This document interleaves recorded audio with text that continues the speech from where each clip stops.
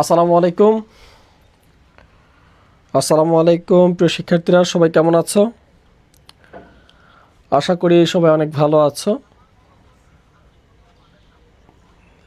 আমার কথা loud and clear সবাই শুনতে পাচ্ছ কিনা কাইন্ডলি সবাই একটু কমেন্ট করে জানাও যে আমার কথা লাউড অ্যান্ড ক্লিয়ার শুনতে পাচ্ছ কিনা।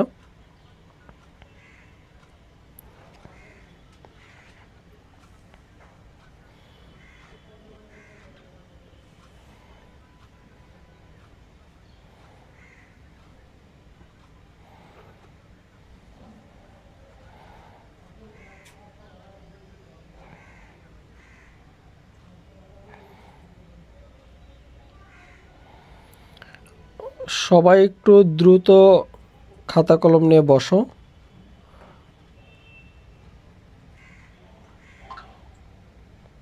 আমাদের আজকে বাংলা লেকচার 4, সবাই একটু দ্রুত খাতা কলম নিয়ে বসো। ওকে,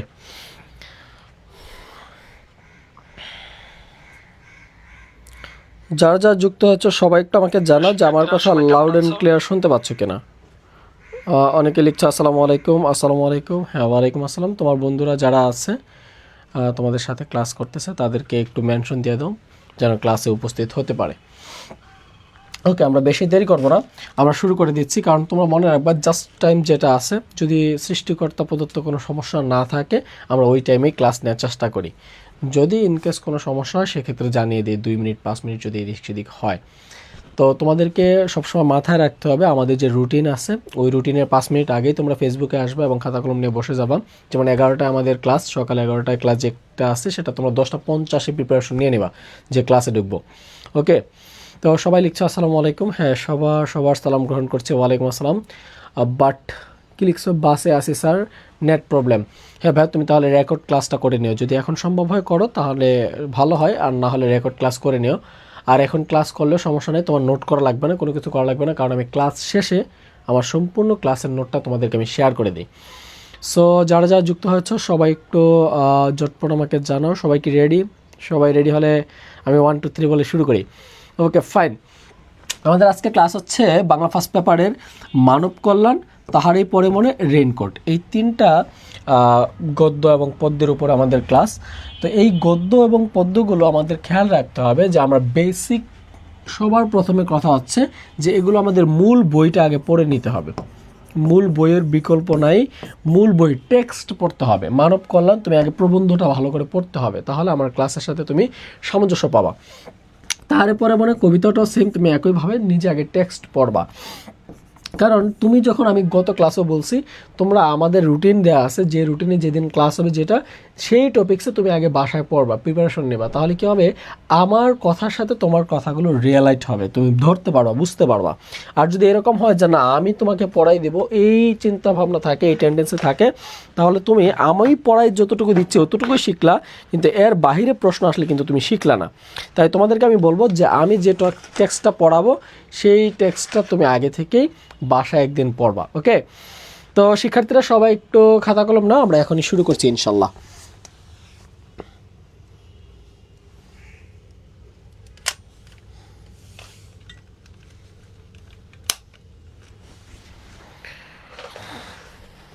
ওকে, শুরুতে মানব কল্যাণ। মানব কল্যাণ কার লেখা? মানব কল্যাণ আমরা জানি আবুল ফজলের লেখা একটি রচনা মানব কল্যাণ। আমরা অনেকেই জানি যে আবুল ফজলের বেড়ে ওঠা, আবুল ফজলের জন্ম এবং আবুল ফজলের যে জীবনের একটা দীর্ঘ সময় তিনি কিন্তু চিটাগাংয়ে অবস্থান করেছেন।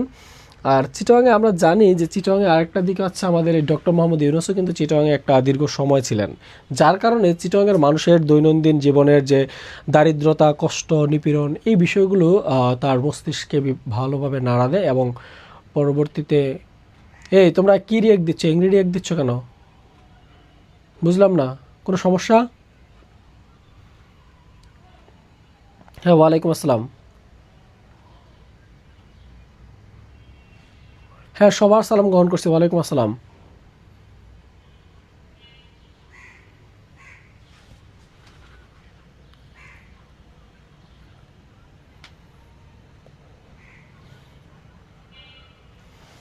ওকে, তো দীর্ঘ একটা সময় যেহেতু তিনি চিটাগাংয়ে ছিলেন, চিটাগাংয়ের মানুষের যে দৈনন্দিন জীবনের যে কষ্টগুলো আছে তিনি বুঝতে পেরে এই দৈনন্দিন জীবনে মানুষ যে দান করা যে প্রবণতা, এই জিনিসগুলো কিন্তু তার মাথায় আসে এবং বিবেকে নাড়া দেওয়ার কারণেই কিন্তু তিনি মানব কল্যাণ নামে একটি প্রবন্ধ রচনা করেন। ওকে, আমাদের কবির মানব কল্যাণ সম্পর্কে জানতে হলে প্রথমে আমাদেরকে জেনে নিতে হবে কবি পরিচিতি সম্পর্কে। কারণ কবি জন্মগ্রহণ করেছেন 1 জুলাই, এই যে জুলাই বিপ্লব আমরা বলি, এই জুলাই মাসে 1903 সালে, এবং তিনি মৃত্যুবরণ করেন 4 মে 1983 খ্রিস্টাব্দে তিনি মৃত্যুবরণ করেন। মাত্র 80 বছর বয়সে আবুল ফজল মৃত্যুবরণ করেন। এখন আসি, এই আবুল ফজলের প্রকাশিত কিছু গ্রন্থ আছে। আবুল ফজলের লেখা খুব বেশি না, অল্প কিছু লেখা আছে, তবে কিছু আলোকিত লেখা আছে যেগুলো আমাদের পাঠক সমাজে খুব জনপ্রিয়তা পায়। যেমন দেখো, জীবন পথের যাত্রী একটা উপন্যাস আছে, জীবন পথের যাত্রী, এটা প্রকাশিত হয় 1964 খ্রিস্টাব্দে। এরপর দেখো রাঙা প্রভাত 1964 সালে প্রকাশিত হয়। চৌচির নামে একটা উপন্যাস আছে, তার খুবই বিখ্যাত উপন্যাস, নাম হচ্ছে চৌচির। বারবার পরীক্ষা আসে যে চৌচির আবুল ফজলের কোন ধরনের রচনা, পরীক্ষা প্রশ্ন আসে চৌচির আবুল ফজলের কোন ধরনের রচনা, অথবা নিচের কোনটি আবুল ফজলের উপন্যাস। ওকে, তাহলে আমরা দেখতে পেলাম যে চৌচির নামে একটা উপন্যাস আছে, এটা কার লেখা? চৌচির নামে একটা উপন্যাস আছে। এই চৌচির উপন্যাসটা হচ্ছে আমাদের আবুল ফজলের লেখা। এই চৌচির উপন্যাসটি প্রকাশিত হয় কত সালে? এটাও পরীক্ষা আসছে। চৌচির উপন্যাসটি প্রকাশিত হয় 1934 সালে। কত সালে? 1934 সালে প্রকাশিত হয়। মাটির পৃথিবী নামে তার একটা গল্পের বই আছে, গল্পের বই, এটা 1947 সালে দেশভাগের সময় প্রকাশিত হয়। ওকে,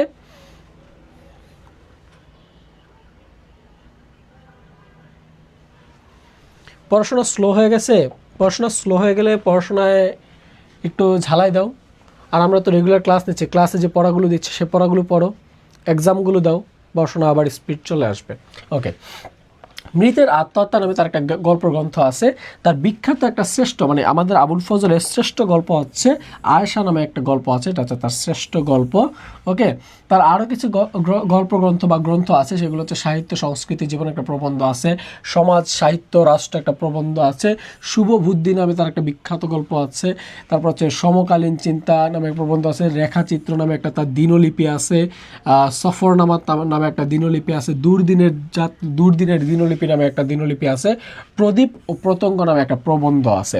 এই ছিল আমাদের আবুল ফজলের সংক্ষিপ্ত সাহিত্য জীবন। ওকে, কাল তো এক্সাম হয় না, কেন এক্সাম হয় না অর্ণব স্যারকে একটু ইনফর্ম করো। হ্যাঁ, ওকে, একটু খেয়াল করি আমাদের শব্দার্থগুলোর মধ্যে গুরুত্বপূর্ণ কিছু শব্দার্থ আছে। দেখো, মনীষা, মুক্তির বুদ্ধি, রেশানল আমরা যেটা বলি রসানলে পড়া। হ্যাঁ, তারপর হচ্ছে অনুগৃহ। এই শব্দার্থগুলো আমরা একটু খেয়াল রাখবো। হ্যাঁ, আমরা এই পিডিএফটা দিয়ে দিলে পিডিএফ থেকে পড়ে ফেলবা। এরপর আসি, গুরুত্বপূর্ণ কিছু পারিভাষিক শব্দ আছে। পারিভাষিক শব্দগুলো আমি যেগুলো খুবই গুরুত্বপূর্ণ, যেমন এখানে আছে রেড ক্রস আছে, হিউম্যান রাইটস আছে, তারপর হচ্ছে সোশ্যাল, এটা, তারপর হচ্ছে রিলিফ আছে। রিলিফ মানে হচ্ছে আমরা ত্রাণ, আমরা তো রিলিফ সম্পর্কে খুব পরিচিত। ঠিক আছে, এই উপজাতি, হ্যাঁ, ট্রেড অর্থ উপজাতি, ইউনিটি অর্থ হচ্ছে একক। এগুলো হচ্ছে গুরুত্বপূর্ণ কিছু পারিভাষিক শব্দ, যেগুলো গুরুত্বপূর্ণ পারিভাষিক শব্দ সেগুলোকে আমি স্টার দিয়ে দিয়েছি, তোমরা এগুলো একটু বাসায় পড়বা। ওকে, শালগুলো মনে থাকে না, অল্প কিছু শাল আছে, একটু মুখস্থ করো। মুখস্থ মিনস হচ্ছে 4-5 বার তুমি পড়ো, এরপর দেখবে অটোমেটিক্যালি তোমার পরীক্ষার খাতায় আসলে তোমার চোখে ভাসবে। ওকে, এরপরে আসি, গুরুত্বপূর্ণ কিছু শব্দার্থ সংক্ষিপ্ত শব্দ আছে। যেমন আবুল ফজল তিনি জন্মগ্রহণ করেছেন কোথায়? পরীক্ষা প্রশ্ন আসে বারবার। তিনি জন্মগ্রহণ করেছে, আমি একটা গল্প বলে নিয়েছিলাম ডক্টর ইউনূসের সাথে রিলেট করে, সেটা হচ্ছে সাতকানিয়া, চট্টগ্রামে। তিনি জন্মগ্রহণ করেন কোথায়? সাতকানিয়া, চট্টগ্রামে। আবুল ফজল কলেজের অধ্যাপক ছিলেন, তিনি শিক্ষক ছিলেন। এই অধ্যাপক ছিলেন কত বছর? তিনি কলেজের অধ্যাপক ছিলেন প্রায় 30 বছর। কত বছর অধ্যাপক ছিলেন? তিনি প্রায় 30 বছর কলেজের অধ্যাপক ছিলেন। তিনি অধ্যাপনার কাজে নিয়োজিত ছিলেন, প্রায় 30 বছর পেশা জীবনে ছিলেন। কোন কথাটি মামুলি অর্থে, দেখো একটু খেয়াল করো, মামুলি মানে হচ্ছে পাত্তা দেয় না যেগুলো আছে মামুলি অর্থে। পিডিএফ কোথায় দিচ্ছেন স্যার? পিডিএফ আমাদের হোয়াটসঅ্যাপ গ্রুপে দেওয়া হয়, প্রত্যেকটা ক্লাস শেষে 5 মিনিটের মধ্যে পিডিএফ দিয়ে দেওয়া হয়। এই ক্লাসটা শেষ হবে যখন তার ঠিক 5 মিনিটের মধ্যে তোমার এই যে হোয়াটসঅ্যাপ গ্রুপে যে লিঙ্ক দেয়, বিভিন্ন ক্লাসের নোটিফিকেশন দেয়, এখানে পেয়ে যাবা। আর যদি আগের পিডিএফগুলো কেউ না পেয়ে থাকো আমাকে একটু বইলো, আমি তোমাকে দিয়ে দেবো। যারা নতুন ভর্তি হয়েছো তারা কিন্তু আগের প্রিভিয়াস পিডিএফগুলো পাও নাই বা পাবা না, তো আমাকে একটু নক দিও। বাংলার ক্ষেত্রে আমি তোমার বাংলার যত পিডিএফগুলো আছে সবগুলো আমি দিয়ে দেবো, তোমাকে কোনো সমস্যা নেই। ওকে, সেক্ষেত্রে তোমার কি করতে হবে, আর ওই ক্লাসটা খুব বেশি কষ্ট করতে হবে না, ক্লাসে পিডিএফটা পড়লে তুমি অনেকটা ধারণা পাবা। ওকে, কোন কথাটি মামুলি অর্থে, মামুলি মানে হচ্ছে সাধারণ অর্থে, সাধারণ অর্থে ব্যবহার করা হয়। কোন কথাটি মামুলি অর্থে ব্যবহৃত হয়ে থাকে? মানব কল্যাণ সমাজ শব্দটা মামুলি, মামুলি বা স্বাভাবিক অর্থে বা সাধারণ অর্থে ব্যবহৃত হয়ে থাকে। কারণ আমরা জানি মানব কল্যাণ মূলত মানবের কল্যাণকে বোঝায়, কিন্তু আসলে মানব কল্যাণ যে কোনটা, স্যার আমি হোয়াটসঅ্যাপ গ্রুপে অ্যাড নাই, আমাকে ভাইয়া তুমি একটু নক দাও। হ্যাঁ, মেহেজাবিন আপু, তুমি আমাকে এই যে আমার যে ক্লাস করতেছো আমার এই আইডিতে তুমি আমাকে একটা নক দিও, তোমাকে আমি ক্লাস শেষে অ্যাড করে দেবো, ঠিক আছে ভাইয়া? ওকে, একটু খেয়াল করো, মানব কল্যাণ, মানব কল্যাণ এটা মামুলি অর্থে ব্যবহৃত হয়। মানব কল্যাণ মানছে মানবের, সেফ মানবের একটা কল্যাণকে বোঝাচ্ছে। এক মুষ্টি ভিক্ষা দেওয়াকে আমরা সাধারণত কি মনে করে থাকি? দেখো, এক মুঠ ভিক্ষা দেওয়াকে আমরা কি মনে করি? সাধারণ অর্থে আমরা মানবের কল্যাণ মনে করি। আসলে এই এক মুষ্টি খাবার দিয়ে কখনো মানবের কল্যাণ হয় না। কি হয় না? মানবের কল্যাণ হয় না। মানবের কল্যাণ তখনই সাধন হয় যখন আমরা মানবের একবার যদি আমরা তাকে সাহায্য করি বা একবার যদি তাকে আমরা সাহায্য করার চেষ্টা করি, যেন নেক্সট টাইম সে আর ওই হাত পেতে ভিক্ষা নিতে না হয়। এগুলোকে মূলত বলা হয় মানব কল্যাণ, ঠিক আছে? এইগুলো আমার শিক্ষা বইয়ে নাই কেন স্যার? শিক্ষা বইয়ে নাই, এর জন্য আপনি লিখেন, নোট করেন, এর জন্য তো আপনি ক্লাস করতেছেন। শিক্ষা বইয়ে যতটুকু আছে ততটুকু তো থাকবে বাংলা শিক্ষা বইয়ে, আর যেগুলো নাই সেগুলো এখন নোট করেন, ঠিক আছে? ওকে, একটু আসে তাহলে মানব কল্যাণকে একমুষ্টি আমরা মনে করি যে একমুষ্টি ভিক্ষা দেওয়াকে আমরা মানব কল্যাণ মনে করে থাকি, কিন্তু এটা মূলত মানবের কল্যাণ নয়, মানবের কল্যাণ নয়। এটাই মূলত আমাদের প্রবন্ধে প্রাবন্ধিক আবুল ফজল বোঝাতে চেয়েছেন। তারপরে একটু আসি, মানুষ যে হাত পেতে গ্রহণ করে সেটা কোন হাত থাকে? একটু খেয়াল করো, যখন আমরা কোনো কিছু কাউকে দান করি, তাহলে দান করি কিভাবে একটু দেখো তো, আমাদের হাতটা কিভাবে থাকে? আমরা দান করলে এইভাবে দিই না, এইভাবে দিই না। মনে করো আমি পকেট থেকে এভাবে বের করলাম, বের করে এইভাবে দিলাম, ঠিক আছে? এইভাবে দিলাম, এইভাবে দিলাম, তাহলে আমার হাতটা থাকে উপরে। আর যে রিসিভ করে, যে দান গ্রহণ করে, তার হাতটা কোথায় থাকে? নিচে থাকে, নিচের হাত। তাহলে একটু খেয়াল করো, এখানে বলছে মানবের, এখানে খেয়াল করো বলছে, একটু খেয়াল করো, বলছে মানুষ যে হাত পেতে গ্রহণ করে, গ্রহীতার হাতটা থাকে কোথায়? নিচে থাকে, নিচে। তাহলে একটু খেয়াল করো, নিচে থাকে, গ্রহীতার হাত কোথায় থাকে? নিচে থাকে। তাহলে মানব যে দান গ্রহণ করে তার হাতটা থাকে নিচে, আর যে দান করে তার হাতটা থাকে সবসময় উপরে, কারণ উপর থেকে যায়, নিচে থেকে রিসিভ করে। বা ক্লাসগুলো রাতে দিলে ভালো হতো। দেখো আমাদের সামনে তোমাদের এই যে কোশ্চেন সলভ ক্লাসটা, এই কোশ্চেন সলভ ক্লাসটা তাহলে কখন নেব বলো তো? এই যে আমি আজকে বাংলা ক্লাস নিলাম, আজকে 4 নম্বর লেকচার পর্যন্ত চলতেছে। আমি 5টা লেকচার যখন হবে তখন আমি 5টা লেকচারের উপর আমি মিনিমাম 250 কোশ্চেন সলভ ক্লাস নেব, 250টা কোশ্চেন সলভ ক্লাস নেব, বিগত বছরের প্রশ্ন অ্যানালাইসিস ক্লাস নেব। ওই ক্লাসটা কখন নেব? তোমাদের রুটিন আসতেছে খুব শীঘ্রই। আমরা দিনের বেলা যেই ক্লাসটা নেব ওই ক্লাসটা তুমি সারাদিন পড়বা, এবং রাত 10:30টার সময় আমরা একটা আমরা মিটিংয়ে একটা টাইম প্রস্তাবনা রাখছি, যেহেতু সামনে রমজান মাস, তারাবির নামাজ আছে, তারাবির নামাজ শেষে আমরা রাত 10:30টার সময় আমরা সেম একই টপিকে আমরা কোশ্চেন সলভিং ক্লাস নেব। তাহলে কি হবে, তোমাকে আমি যে পড়াটা পড়াইলাম সেই সময়টা তুমি পড়লা, সারাদিন পড়লা, এবং রাতের বেলা ওই বিষয়গুলো তুমি এক্সাম যে দিলে এক্সামের একটা কোশ্চেন সলভ পাইলা, যে প্রশ্ন ডাউট সলভিং যে ক্লাসটা। তাহলে কি হবে, এক দিলে তোমার 3 পাখি হয়ে যাবে। তুমি পড়লা, লিখলা, এবং তুমি প্র্যাকটিস করলা, এক্সাম দিলা, বা এক্সামের আবার সলভ দিলা।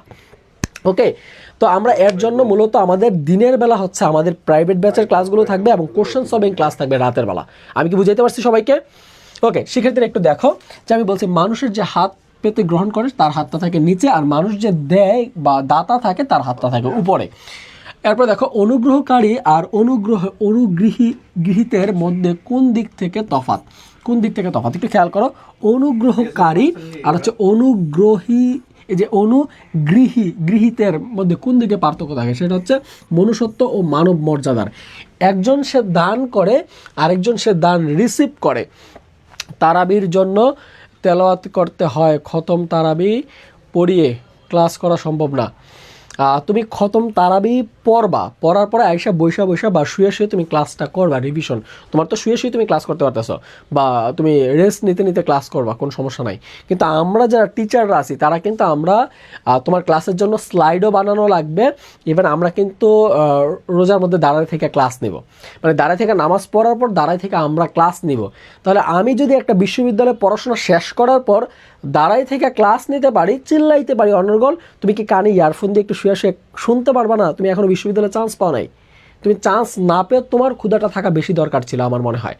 তোমার দরকার ছিল ভাই রমজান মাসটা যেহেতু আমাদের খাওয়া দাওয়ার একটা টাইম সেভ হবে, ভাই একটু আপনি যদি ক্লাস একটু বেশি নিতে পারতেন, যদি একটু কষ্ট করে আরেকটা ক্লাস বাড়াই নিতে পারতেন, আমাদের জন্য মনে হয় ভালো হয়।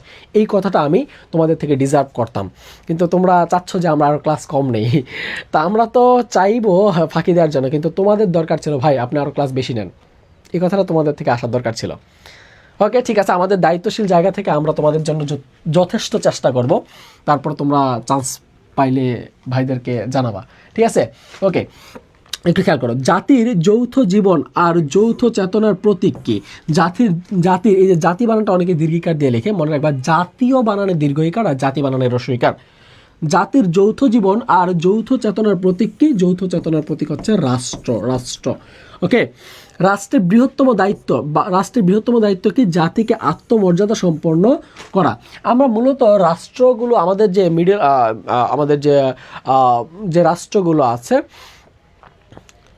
ক্লাস কি আপনার মতো ক্লাস আর আপনার মতো নিয়ে, হ্যাঁ আমাদের একটা প্ল্যান আছে, আমাদের প্ল্যান অনুযায়ী আমরা ক্লাসগুলো নিব। প্রত্যেকটা লেকচার জন্য তুমি 3 বার ক্লাস করতে পারো, হ্যাঁ প্রত্যেকটা লেকচার যেন তুমি 3 বার ক্লাস বা এক্সাম বা কোশ্চেন সলভ এরকম যেন টাচে থাকো, আমরা এটাই চাই। আমরা সর্বোচ্চ এফোর্ট দিয়ে পড়াবো যেন দিন শেষে তুমি বলতে পারো ভাই আমাদের সাথে যারা ভর্তি হয়েছে ঢাকা ইউনিভার্সিটি পরীক্ষার পর যেদিন ভর্তি হয়েছে তাদের আমাদের কিন্তু রিভিশন 2 বার ক্লাস চলতেছে, এটা ডাবল লেকচার চলতেছে। তারা আমাদের সাথে একবার কিন্তু রিভিশন দিছে। এখন তোমরা যারা এখন নতুন ভর্তি হছো না তাদের সাথে কিন্তু তারা দ্বিতীয়বার ক্লাস করতেছে। আবার যারা এখন যারা ভর্তি হবা তারা 2 বার রিভিশন পাবা, আর যারা প্রথম ভর্তি হচ্ছে তারা 3 বার রিভিশন পাবে। আমাদের দিকে যেন কোনো দিন বলতে না পারো যে ভাই আপনারা কারচুপি করেছেন বা আপনারা আপনাদের দায়িত্ব অবহেলা করছেন। আমি আমার দায়িত্বে অটল থাকবো ভাই। তোমরা যদি ভালোভাবে পড়তে পারো তোমরা অবশ্যই টপ করবা, গুচ্ছে চান্স না টপ করবা, ওকে। ঘুম চলে আসলে কি করবা ভাই? ঘুম চলে আসলে ঘুমায়ও, সমস্যা নেই, ওকে। রাষ্ট্রের বৃহত্তম দায়িত্ব কি? রাষ্ট্রের বৃহত্তম দায়িত্ব হচ্ছে জাতিকে আত্মমর্যাদা সম্পন্ন করা। আমাদের যে রাষ্ট্র আছে তারা কি করে? আমরা দান নেই, বিভিন্ন দেশ থেকে ত্রাণ নেই, আমরা একটা সাহায্য নেই। তাহলে আমাদের রাষ্ট্রই যদি সাহায্য নেয়, সেক্ষেত্রে আমরা কি করবো? আমরা তো হাত পাতবো, তাই না? তো একটু খেয়াল করি, তাহলে দেখেন রাষ্ট্রের বৃহত্তম দায়িত্ব কি? রাষ্ট্রের বৃহত্তম দায়িত্ব হচ্ছে জাতিকে আত্মমর্যাদা সম্পন্ন করা, ঠিক আছে। এরপর আসি মানব কল্যাণের উৎস কিসের মধ্য দিয়ে নিহত হয়? যে মানব কল্যাণের উৎসটা কিসের মধ্য দিয়ে নিহত হয়? মানবের মর্যাদাবোধ এবং মানবিক চেতনা বিকাশের মধ্য দিয়ে নিহত হয়। এরপর একটু আসি মানব কল্যাণ যে প্রবন্ধটা আছে, এই প্রবন্ধটা একদিন এক ব্যক্তি, একটু খেয়াল করো, একদিন এক ব্যক্তি কারো কাছে ভিক্ষা চাইতে এসেছিল। এটা কার? ইসলামের নবীর কাছে। কার কাছে? আমাদের ইসলাম ধর্মে যারা আছে, মুসলিম ধর্মাবলম্বী, সেখানে একটা গল্প আছে এরকম, একজন কাঠুরি আমাদের নবী করিম সাল্লাল্লাহু আলাইহি ওয়াসাল্লামের কাছে, ইসলামের নবীর কাছে সাহায্য চাইতে আসলেন যে আমি খেতে পারছি না, আমাকে সাহায্য দাও। আমি কোড গল্পটা বলতে পারতেছি না, তবে মেইন কাহিনীটা এটাই ছিল। তো তখন আমাদের মনে হযরত মুহাম্মদ সাল্লাল্লাহু আলাইহি ওয়াসাল্লাম চিন্তা করলেন যে আমি যদি তাকে এখন একটু খাবার দেই বা রুটি দেই বা খেজুর দিই, সে এখন খেয়ে চলে যাবে, কিন্তু কালকে বা নেক্সট সে খাবে কি? তো তাই তিনি একটা কুঠার কিনে দিয়েছিলেন, যেন কুঠারটা দিয়ে সে কাজ করে, জীবিকা নির্বাহ করে, ডে বাই ডে সে চলতে পারে। তো আমাদের এই প্রবন্ধেও এরকম বলছে যে আমাদের সাহায্যগুলো, মানবের কল্যাণটুকু এরকমই হওয়া উচিত যেন মানব কল্যাণের পর যেন এক মুঠো ভিক্ষা না হয়।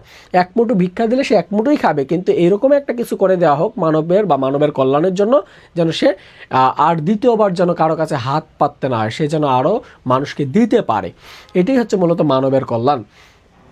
ভাই কত পজিশন থাকলে চান্স হবে? তুমি ফার্স্ট হওয়ার চিন্তা করবা, তুমি কত পজিশনের কেন চিন্তা করো? তুমি গুচ্ছে ফার্স্ট হওয়ার চিন্তা করো। তোমার কি নাই? তোমার মাথা আছে না? তোমার হাত আছে না লেখার জন্য? তোমার মুখ আছে না বলার জন্য? তাহলে তুমি গুচ্ছে ফার্স্ট হওয়ার চিন্তা করবা। তোমাকে পড়াচ্ছি না আমরা, তোমার বই খাতা কোনো কিছুতে কার্পণ্য আছে থাকলে আমাকে বলো, আমি পাঠাই দিব। কোনো সমস্যা আছে? তুমি চিন্তা করো যে ভাই আমি টপ 5-এর মধ্যে থাকবো, টপ 10-এর মধ্যে থাকবো। যে গুচ্ছে ফার্স্ট হবে সে তো দুইটা মাথা না, তার একটাই মাথা। তো তুমি পড়লে কেন পারবা না? চেষ্টা করো, কোনো পজিশন না, ফার্স্টর চিন্তা করবা সবাই। ওকে, এরপর একটু আসি মানব কল্যাণ প্রবন্ধে অনুসারে নবী ভিক্ষুককে কি দান করেছিলেন? এই দেখছো, কুড়াল দান করেছিলেন। আমি কি বললাম?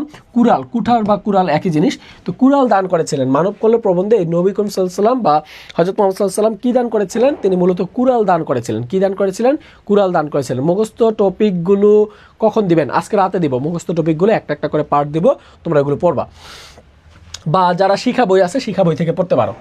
এরপর একটু আসি, দেখো মানব কল্যাণ বলছে, মানব কল্যাণের প্রাথমিক সোপান কি? প্রাথমিক সোপান কি? মানব কল্যাণের প্রাথমিক সোপান হচ্ছে মানব বৃত্তিক যে বিকাশের যথাযথ ক্ষেত্রে রচনা করা, যথাযথ ক্ষেত্র রচনা করা। মানবের কল্যাণের জন্য যথাযথ ক্ষেত্র বলতে বোঝানো হচ্ছে এখানে কর্মসংস্থানের কথা বলা হচ্ছে। ঠিক আছে, এই অপ্রয়োজনীয় কোনো কথা একটা কমেন্ট হবে না, অপ্রয়োজনীয় একটা কমেন্ট হবে না। তোমরা সুযোগ পাইলে না একটু মাথায় চেপে ওঠো। তোমরা এত কমেন্ট মানে কি, এত কিউরিসিটি কি? আমাকে পরে ক্লাস শেষে একজনও তো ফোন দাও না, নক দাও না যে ভাই আমার লাইফ নিয়ে এই সমস্যায় আছি, ভাই আমি কি করবো, আমি কিভাবে পড়বো। কোন দিন তো ফোন দেওয়া শুনি নাই যে জানতে চাইছো। ক্লাসে আসলে এত কিউরিসিটি কেন? ক্লাসে একটু পড়ো, ক্লাসে যা পড়াচ্ছি তা একটু ভালোভাবে পড়ো। এত প্রশ্ন করলে কেমন হবে? প্রশ্ন তো একটা প্রাসঙ্গিক প্রশ্ন করো না, অপ্রাসঙ্গিক প্রশ্ন করো। শিক্ষা বইয়ের দাম কত? এটা কি এখনই ক্লাসে জিজ্ঞাসা করতে হবে ভাই? শিক্ষা বইয়ের দাম এখনই জিজ্ঞাসা করতে হবে তোমার? ক্লাস শেষে জিজ্ঞাসা করা যাইতো না? এখন ডিলিট করে দিস, ভয় পাইস। শিক্ষা বইয়ের দাম হচ্ছে 150 টাকা, কুরিয়ার 400, 220 টাকা আসে। তোমাদের 220 টাকা দিতে হবে না, তোমার 200 টাকা আমার নাম্বারে বিকাশ করলে তোমার ঠিকানায় বই চলে যাবে একদিনের মধ্যে। ঠিক আছে, খুশি এখন?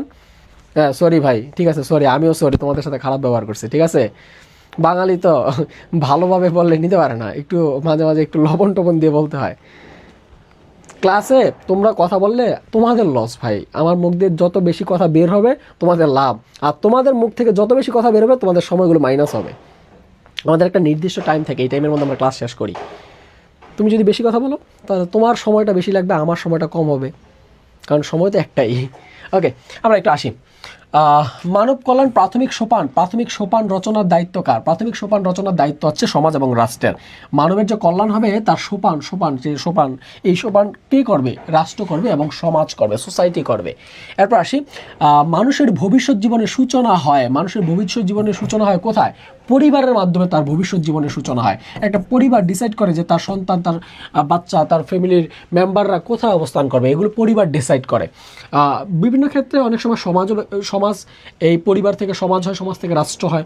ওকে, প্রত্যেক মানুষ কিসের সাথে সম্পৃক্ত? প্রত্যেক মানুষ হচ্ছে সমাজের সঙ্গে সম্পৃক্ত। একটু আগে যেটা বললাম, পরিবার থেকে সমাজ, সমাজ থেকে হচ্ছে রাষ্ট্র। ওকে ভাইয়া সরি, আমিও সরি। ঠিক আছে সঞ্জিদা আপু, মনে কষ্ট নেন না, হ্যাঁ আপনার মাধ্যমে সবাইকে বলছি, হ্যাঁ আপনাকে আমিও সরি। ওকে, একটু আসেন, কোন মনোভাব নিয়ে কারো কল্যাণ করা যায় না? কোন মনোভাব নিয়ে কারো কল্যাণ করা যায় না? এই যে বিভক্তিকরণ মনোভাব নিয়ে কারো কল্যাণ করা যায় না। আমি যদি ভাগ করি, ক্লাসে যদি আমি ভাগ করি, যে এরকম করে ভাগ করি যে এই সানজিদা, সুইটি, বিউটি, জরিনা, মর্জিনা, তাদেরকে আলাদা করে পড়াবো, ঠিক আছে? তারপর হচ্ছে যে রহিম, মিয়া, মণ্ডল, কুমার, রাসেল যারা আছে তাদেরকে আলাদা করে পড়াবো। যখন আমি ডিভাইড করে ফেলবো তখন আমি রাশিদি দুইভাবে ভাগ হয়ে যাব।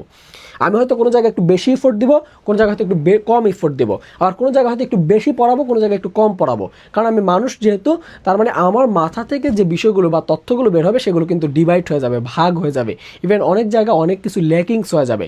তাহলে মানবের যদি কল্যাণ করতে চাও, সেম একইভাবে কি করতে হবে? এই বিভক্তিকরণ করা যাবে না। কি করা যাবে না? বিভক্তিকরণ করা যাবে না। এরপর আসি সাহিত্যে, এই যে সাহিত্যিক মানে সত্যিকার অর্থে যদি মানব কল্যাণ কিসের ফসল? মানবের কল্যাণ হচ্ছে মহৎ চিন্তা ভাবনার ফসল। এরপর আসো যে কারা মানবিক চিন্তা আর আদর্শের উত্তরাধিকারী রেখে গেছেন। যে মানব যে কল্যাণ হবে, মানবের কল্যাণের চিন্তা আর আদর্শের উত্তরাধিকারী রেখে গেছেন কারা? বাংলাদেশের মহৎ এবং প্রতিভাবান সবাই কি করছে? মানবের কল্যাণের জন্য কাজ করে গেছেন। দেশের মধ্যে যদি তুমি একটু খেয়াল করো, আমাদের সোসাইটিতে বা আমাদের রাষ্ট্রে বা আমাদের এই উপমহাদেশে যারাই ভালো গুণী ব্যক্তি বা যারাই আদর্শ ব্যক্তি আছেন এবং যারা বিখ্যাত ব্যক্তি আছেন, তারা কেউ না কেউ মানবের কল্যাণ নিয়ে কাজ করছেন। যেমন ডক্টর মোহাম্মদ ইউনূস, তিনি কি করেছেন? তিনি মাইক্রো ক্রেডিট ঋণ মানে ক্ষুদ্র ঋণ ব্যবস্থা, হ্যাঁ, এই ক্ষুদ্র ঋণ ব্যবস্থা করে কিন্তু তিনি গ্রামের মানুষদেরকে, অর্থহীন মানুষদেরকে কিন্তু স্বাবলম্বী করার চেষ্টা করেছেন। ঠিক আছে, যেমন ব্র্যাক, বাংলাদেশে যে একটা ব্র্যাক কোম্পানি আছে, ব্র্যাক কী করে, সে ক্ষুদ্র ও কুটির শিল্প নিয়ে কাজ করে।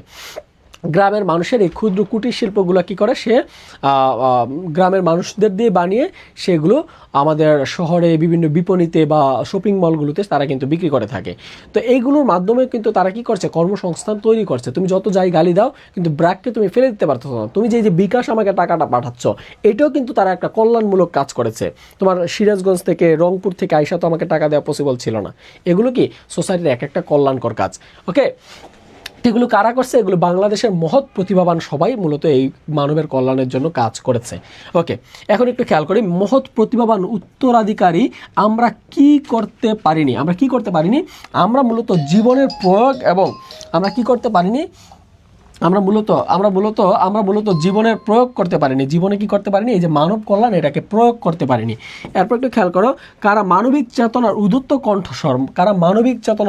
কণ্ঠস্বর ছিল? একে ছিল বিদ্যাপতি, তারপর হচ্ছে চণ্ডীদাস, তারপর হচ্ছে রবীন্দ্রনাথ ঠাকুর, নজরুল ইসলাম। কাজী নজরুল ইসলামের কথা বলছি। তারা কি ছিলেন? তারা মূলত এই যে মানব চেতনার উদ্যত্ত কণ্ঠস্বর ছিলেন। তারা কণ্ঠস্বর এরকমই ছিল, মানবের কল্যাণ নিয়ে তারা সবসময় কাজ করতেন বা কথা বলতেন। যেমন আমি যদি বিদ্যাপতির কথা বলি, বিদ্যাপতি কিন্তু কি করছেন, যে তার বিভিন্ন সংস্থাগুলোতে, যেমন আমাদের রবীন্দ্রনাথের কথাই যদি বলি, রবীন্দ্রনাথকে আমরা হয়তো লেখক হিসাবে সবাই চিনি, ঠিক আছে, বা সাহিত্যিক হিসাবে চিনি, কিন্তু রবীন্দ্রনাথ ঠাকুর কিন্তু তিনি জমিদার ছিলেন। আমাদের বাংলাদেশে 3টা জায়গায় রবীন্দ্রনাথ ঠাকুরের জমিদারি ছিল। যেমন নওগাঁর প্রতিশরে তার জমিদারি ছিল, সিরাজগঞ্জে শাহজাদপুরে তার জমিদারি ছিল, তারপর হচ্ছে কুষ্টিয়া শিলাইদহে তার জমিদারি ছিল। এই 3টা জায়গায় জমিদারি ছিল। ইভেন সিরাজগঞ্জে তিনি দেখলেন যে এই অঞ্চলের মানুষের গবাদি পশু পালন করে, মানে গরু পালন করে। হ্যাঁ, গরু পালন করে। এর জন্য দেখলেন যে গরুগুলো একটু রুষ্টপুষ্ট না, একটু রোগা টাইপের আর কি গরু, দেশি গরু, যার বকনা থেকে বা দুগ্ধ উৎপাদন কম হয়। কৃষকরা খাটুনি খাটে, কিন্তু ওই রকম ন্যায্য পারিশ্রমিক বা অর্থনৈতিকভাবে স্বাবলম্বী হতে পারতেছে না। তখন কিন্তু এই রবীন্দ্রনাথ ঠাকুর বাংলাদেশে অস্ট্রেলিয়ান ফ্রিজিয়ান জাতের, উন্নত জাতের গরুগুলো ইম্পোর্ট করে বা আমদানি করে, এবং এই সিরাজগঞ্জে শাহজাদপুরে কিন্তু সেই এই গো প্রজনন কেন্দ্র কিন্তু তৈরি করেন এই রবীন্দ্রনাথ ঠাকুর। এবং বাংলাদেশে তুমি যে মিলবিটা নামক যে তুমি দুগ্ধজাত পণ্য যেটা খাও, এটা কিন্তু মিলবিটা কিন্তু এই সিরাজগঞ্জের শাহজাদপুরেই। ইভেন বাংলাদেশের সবচেয়ে বড় গোচরণ কেন্দ্র কোথায়? পরীক্ষা সাধারণ জ্ঞানের প্রশ্ন আসে, বাংলাদেশের সবচেয়ে বড় গোচরণ কেন্দ্র কিন্তু আছে এই সিরাজগঞ্জের শাহজাদপুরে। তাহলে দেখো, রবীন্দ্রনাথ ঠাকুর তখনও কিন্তু এই মানবের কল্যাণ নিয়ে চিন্তা করেছেন। ইভেন রবীন্দ্রনাথ ঠাকুর তার নোবেল পুরস্কারের যে অর্থ ছিল, এই অর্থ দিয়ে তিনি সর্বপ্রথম ক্ষুদ্র ঋণ ব্যবস্থা চালু করেন। এই যে ডক্টর মোহাম্মদ ইউনুস যে ক্ষুদ্র ঋণ ব্যবস্থার জন্য নোবেল পাইছেন, মূলত ডক্টর মোহাম্মদ ইউনুসের অনেক আগে রবীন্দ্রনাথ ঠাকুর এই ক্ষুদ্র ঋণ ব্যবস্থা, জামানতবিহীন ক্ষুদ্র ঋণ ব্যবস্থা চালু করতে চেয়েছিলেন। এবং এই যে নোবেল পুরস্কার পাইছে, যে নোবেল পুরস্কার যে অর্থ পাইছে, উপহার পাইছে, ওই টাকা দিয়ে তিনি নওগাঁর প্রতিশরে সর্বপ্রথম ক্ষুদ্র ঋণ ব্যবস্থা নামে গ্রামীণ ব্যাংক চালু করেছিলেন। আমরা অনেকেই জানি না যে গ্রামীণ ব্যাংকের প্রতিষ্ঠাতা ছিলেন রবীন্দ্রনাথ ঠাকুর। আর ওই ব্যাংকটা মূলত তিনি ফলপ্রসূ হয় না। ইভেন যখন তিনি ইনভেস্ট করেন, ঋণ দেওয়ার পরে যুদ্ধ শুরু হয়, এবং যুদ্ধের পরে আর ওই ব্যাংকও ছিল না, ঋণও ছিল না। আমাদের রবীন্দ্রনাথ ঠাকুর ব্যাংকের দেউলিয়া হয়েছে, ঠিক আছে, আর অনেক মানুষ ব্যাংক ব্যবসা করে বড়লোক হয়েছে, ঠিক আছে। তো আমি যেটা বলতে চাচ্ছিলাম, মূলত যে মানবের কল্যাণ করতে চাইছে, এই বিষয়টা আমি হাইলাইট করতে তোমাদেরকে চাইছিলাম। আমার বাসা সিরাজগঞ্জে, সবাই এসো ঘুরে যাবেন। এই তোমার বাসা সিরাজগঞ্জ কোথায়? ফরহান আহমেদ, আমি সিরাজগঞ্জে ক্লাস নিতে যাই ভাইয়া রেগুলার। তোমার বাসা সিরাজগঞ্জে কোথায়? একটু কমেন্ট করে জানাও তো। ফারেন একটু খেয়াল করো। ওকে, তাহলে রবীন্দ্রনাথ, নজরুল এবং চণ্ডীদাসের মধ্যে আর একটা, চণ্ডীদাস তো তিনি খুবই গুণী ব্যক্তি ছিলেন। তিনি অনেকগুলো উক্তি আছে, তার বিখ্যাত উক্তি আছে। আমি এগুলো নিয়ে বাংলা সাহিত্যের প্রাচীন যুগ, মধ্যযুগের ক্লাসে আলোচনা করবো ইনশাল্লাহ। একটু খেয়াল করো। এরপরে আসি। হ্যাঁ, সত্যি কথা বলতে সিরাজগঞ্জ অনেক সুন্দর। সিরাজগঞ্জের যে আমি বললাম যে গরু যে প্রজনন কেন্দ্র, মানে বিশাল বড় বাতান ভূমি আছে, তুমি ওই জায়গায় গেলে তোমার মনে হবে তুমি আসলে অস্ট্রেলিয়া আসো। এত বড় বাতান ভূমি, আবার ঘাস আর ঘাস, প্রচুর ঘাস, ঠিক আছে। ওকে, শিলাইদা পাবনাতে। হ্যাঁ, একটু খেয়াল করো, গুরুত্বপূর্ণ কিছু তোমাদেরকে সংক্ষিপ্ত প্রশ্ন উত্তর আলোচনা করব। তুমি অদম বলে তাই আমি উত্তম হইব না কেন, এই উক্তিটি কার? এই উক্তিটি হচ্ছে বঙ্কিমচন্দ্র চট্টোপাধ্যায়ের। এই উক্তিটি আছে কোথায়? এই উক্তিটি আছে আমাদের মানব কল্যাণ প্রবন্ধতে, এই উক্তিটি আছে। সিরাজগঞ্জ, তোমার বাড়িতে যাবো না, তোমার বলছি তোমার বাসা কোথায়, তুমি বললা না কেন, কমেন্ট করলা না কেন? দেখছো কত ভণ্ড, ভাবছে ওর বাসায় হয়তো যাবো। দাওয়াত দিছে, দাওয়াত দিয়ে কিন্তু ঠিকানা বলে নাই। জি ভাই, আমি আপনার ক্লাস করছি বাইনারি এডমিশন। ও, বাইনারি একাডেমিতে ক্লাস করছো আমার? ওকে ওকে ওকে, সিরাজগঞ্জ সদরে তাহলে তোমার বাসা। বিয়েতে দাওয়াত দিও ভাই, বিয়েতে দাওয়াত দেওয়া লাগবে তারা এখন না? কত ভণ্ড, চিন্তা কর। সবার উপর মানুষ সত্য, তাহার উপর নাই। ওকে, একটু খেয়াল করো, এটা চণ্ডীদাসের উক্তি। তুমি অদম বলে আমি উত্তম হইব না কেন, এটা কার উক্তি? বঙ্কিমচন্দ্র চট্টোপাধ্যায়ের উক্তি। এরপর একটু আসো যে আমাদের দৃষ্টিভঙ্গি কি করতে চায়, আমাদের দৃষ্টিভঙ্গি কি করতে হবে? আমাদের দৃষ্টিভঙ্গি পাল্টাতে হবে। এই যে আমরা ভিক্ষা দেওয়ার যে প্রবণতা আছে, এটা কি করতে হবে? এটা চেঞ্জ করতে হবে। ওকে, এরপর একটু আসো কিভাবে সমস্যা মোকাবেলা করতে হবে, কিভাবে মূলত সমস্যার মোকাবেলা করতে হয়? নতুন দৃষ্টিকোণ থেকে সমস্যা মোকাবেলা করতে হয়। এরপর একটু আসো, জোড়াতালি দিয়ে কি করা যায় না? জোড়াতালি দিয়ে কি করা যায় না? জোড়াতালি দিয়ে কোনো সমস্যার সমাধান করা যায় না। জোড়াতালি দিয়ে কি করা যায় না? জোড়াতালি দিয়ে কোনো সমস্যার সমাধান করা যায় না। মনসারিক মেডিকেলের পাশে। ফারান, তুমি আমার একটা নক দিও তো ভাই, আমি আসবো, তোমাদের ওই একটু কাজ আছে। হ্যাঁ, সিরাজগঞ্জে তুমি একটু আমাকে নক দিও, তোমার নাম্বারটা একটু দিও ভাইকে। হ্যাঁ, আসলে দেখা করবো না। কিভাবে কল্যাণময় পৃথিবী রচনা করা সম্ভব? কিভাবে কল্যাণময় পৃথিবী রচনা করা সম্ভব? মুক্তির বুদ্ধি সহায়তা। এটা খুবই গুরুত্বপূর্ণ, একটি স্টার দিয়ে রাখো। দেখো, মানবিক বৃত্তি বলতে আমরা কি বুঝি? মানবিক বৃত্তি বলতে আমরা মানবতা, দয়া এবং সেবাকে বুঝি। মানবিক বৃত্তি বলতে আমরা কি বুঝি? মানবিক বৃত্তি বলতে দয়া, মানবিক বৃত্তি বলতে আমরা বুঝি মানবতা, দয়া এবং সেবা। মানবতা, দয়া এবং সেবা।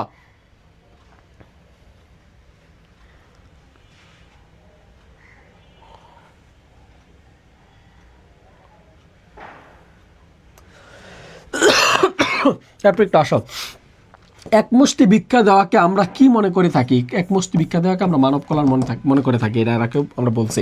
মনীষা শব্দের অর্থ কি? একটু আগে বলছি, বুদ্ধি, প্রজ্ঞা, প্রতিভা। রোশনাল শব্দের অর্থ কি? একটু আগে পড়াইছি, বিচার বুদ্ধি সম্পন্ন। মুক্তির বুদ্ধি কি? মুক্তির বুদ্ধি একটু আগে পড়াইছি, সংকীর্ণ ও গোড়ামি মুক্ত উদার মানসিকতা। একটু আগে আমরা পড়াইছি, একটা বক্সের মধ্যে তোমাদেরকে এগুলো দিয়ে দিছি। ওকে, এরপরে আসি আমরা, আমাদের আরেকটা টপিকস আছে, সেটা হচ্ছে তাহারেই পরে মনে। আছে কি? তাহারেই পরে মনে। আমার বাসায় এসএস রোডের পাশে। কই সিরাজগঞ্জে তোরা এত মানুষ আছিস, কই একদিন তো নক দিলে না? এনায়েতপুরে মানুষ আছে, দেখছো? এনায়েতপুরে কত ঘুরতে গেছি। এই সিরাজগঞ্জের কারা কারা আছিস, ভাইরে একটু নক দিস। তোদের সিরাজগঞ্জে আসবো, এই রোজায় আসবো, টেনশন নাই, তোদের বাসা খাইতে আসবো না, রোজা থেকে আসবো। একটু এদিকে তাকাও, যে তাহারেই পরে মনে, তোদের বাড়িতে আসবো না, সিরাজগঞ্জে আসবো। তাহারেই পরে মনে, তাহারেই পরে মনে। এই তাহারেই পরে মনে কার লেখা? তাহারেই পরে মনে লেখা হচ্ছে আমাদের সুফিয়া কামালের লেখা। কার লেখা? সুফিয়া কামালের লেখা। স্যার, রাজবাড়িতে আসলে আমাদের বাসা আইসেন। রাজবাড়িতে এতবার গেছি, জীবনে দাওয়াত দেশ নেই, এখন দাওয়াত দেশ কেন? এখন যাবো? হ্যাঁ, এখন যাবো না, এর জন্য দাওয়াত দিচ্ছে যে রাজবাড়িতে আসলে আইসেন। রাজবাড়িতে এতবার গেছি, দাওয়াত দিছিস একদিন? তোদের না পড়ায় আসলাম রাজবাড়িতে, 3 মাস পড়াইছি আমি একাই, মনে হয় অন্য বিভাগের। রে লামিয়া, তুমি কোথায়? তুমি কোন বিভাগের ভাইয়া?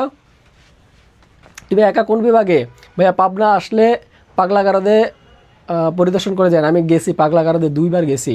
তারপর হচ্ছে এই যে আরও পাগলাগারদ অনেক সুন্দর জায়গা, পাগলাগড়দের আশেপাশে খুব সুন্দর জায়গা। তারপর হচ্ছে বনলতা কি যেন আছে, সুচিত্রা সেনের বাসায় গেছি। তারপর হচ্ছে বনলতা সুইটসে খাইছি। ঠিক আছে, অনেক সুন্দর। পাবনা ঈশ্বরদী গেছি, অনেক জায়গায় গেছি রে ভাই, মেলা ঘুরছি। তারপর দেখো ভাইয়া, আপনি কোন বিশ্ববিদ্যালয়ে পড়ছেন? আমি কোন বিশ্ববিদ্যালয়ে পড়ছি? আমি সিরাজগঞ্জের শাহজাদপুরে রবীন্দ্র বিশ্ববিদ্যালয়ে পড়ছি, গুচ্ছ অধিভুক্ত তোমাদের। তারপর একটু আসো, সবাই দেখি সিরাজগঞ্জ আর আমি ভিন্ন জগতের। এই ভিন্ন জগতের কে? পিরোজপুর, বরিশাল, এনায়েতপুরে আসবেন। আরে বাপরে, সব দেখে আমার সিরাজগঞ্জের স্টুডেন্ট রে ভাই। স্যার, বরিশালে আসলে বললেন, ইনশাল্লাহ আসবো রে ভাই। ওকে, ঠিক আছে, আমরা প্রশ্ন আসি। ওকে, একটু খেয়াল করো, এই যে বরিশালের মানুষ নিয়ে এখন পড়াবো। সুফিয়া কামাল, একটু খেয়াল করো, সুফিয়া কামাল জন্মগ্রহণ করেছেন কোথায়? সুফিয়া কামাল জন্মগ্রহণ করেছেন 20 জুন 1911 সালে বরিশালের শায়েস্তাবাদে। কোথায়? বরিশালের শায়েস্তাবাদে। ঠিক আছে, একটু খেয়াল করো। রাহাত মঞ্জিলে তার মামার বাড়িতে জন্মগ্রহণ করেছেন। কার বাড়িতে? মামার বাড়িতে। তার পৈতৃক নিবাস হচ্ছে আমাদের কুমিল্লায়। ঠিক আছে, আমাদের কুমিল্লার মেয়ে, কিন্তু তার মামার বাড়ি ছিল কোথায়? বরিশালে। বরিশালে, ঠিক আছে। এরপর একটু আসি, তিনি 20 নভেম্বর 1999 সালে ঢাকায় মৃত্যুবরণ করেন। বাংলাদেশে তিনি প্রথম নারী যাকে পূর্ণ রাষ্ট্রীয় মর্যাদা দাফন করা হয়। তিনি প্রথম নারী যাকে রাষ্ট্রীয় মর্যাদায় কী করা হয়? দাফন করা হয়। এটা একটু লেখা রাখো ভাই, এবার পরীক্ষায় আসতে পারে। বাংলাদেশে কোন নারীকে প্রথম পূর্ণ রাষ্ট্রীয় মর্যাদায় দাফন করা হয়? ওকে, এরপর তার দেখি তার পিতার নাম। তার পিতার নাম হচ্ছে সৈয়দ আব্দুল বারী, সৈয়দ আব্দুল বারী, এবং মায়ের নাম হচ্ছে সাবেরা বেগম। নাম কি? সাবেরা বেগম, সাবেরা বেগম। এরপর আসি তাহারই পরে মনে, এখানে মাত্র 12 বছর বয়সে, এখানে কত বছর বয়সে? 12 বছর বয়সে তার প্রথম বিয়ে হয়েছিল। কার কাছে বিয়ে হয়েছিল? যেহেতু নানির বাড়িতে ছিল, মামাতো ভাইয়ের সাথে বিয়ে হয়েছিল। কার সাথে? মামাতো ভাইয়ের সাথে। তখন তার মামাতো ভাইয়ের নাম ছিল সৈয়দ নেহাল হোসাইন। নাম ছিল কি? সৈয়দ নেহাল হোসাইন। আর এই সৈয়দ নেহাল হোসেনকে ডেডিকেটেড করেই কিন্তু এই কবিতাটা লেখা হয়েছে। ঠিক আছে ভাই, মানিকগঞ্জে আছি। ঠিক আছে, মানিকগঞ্জের গিয়রে গেছিলাম ভাই। স্যার রাজবাড়ি কোন কোচিং সেন্টার ক্লাস নিছেন? ইউসিসিতে ক্লাস নিছি ভাই। ভাই আমার জেলায় সুফিয়া কামালের বাবার বাড়ি। তোমার জেলায় সুফিয়া কামালের বাবার বাড়ি, তার মানে কুমিল্লায়? এই আমি নিজেই তো কুমিল্লার, তুমি কুমিল্লা নিয়ে টেনশনে আছো সঞ্জিদা? আমার বাড়ি তো কুমিল্লা। ওকে, একটু খেয়াল করো, দেখি আমাদের এই সুফিয়া কামাল কি করছে? মামার বাড়িতে জন্মগ্রহণ করছেন। তার স্বামীর নাম, প্রথম স্বামীর নাম 12 বছর বয়সে তার বিয়ে হয়েছে। প্রথম বিয়ে হয় কত বছর বয়সে? 12 বছর বয়সে বিয়ে হয়েছে সৈয়দ নেহাল হোসেন। মামাতো ভাইয়ের সাথে বিয়ে হয়েছে প্রথম।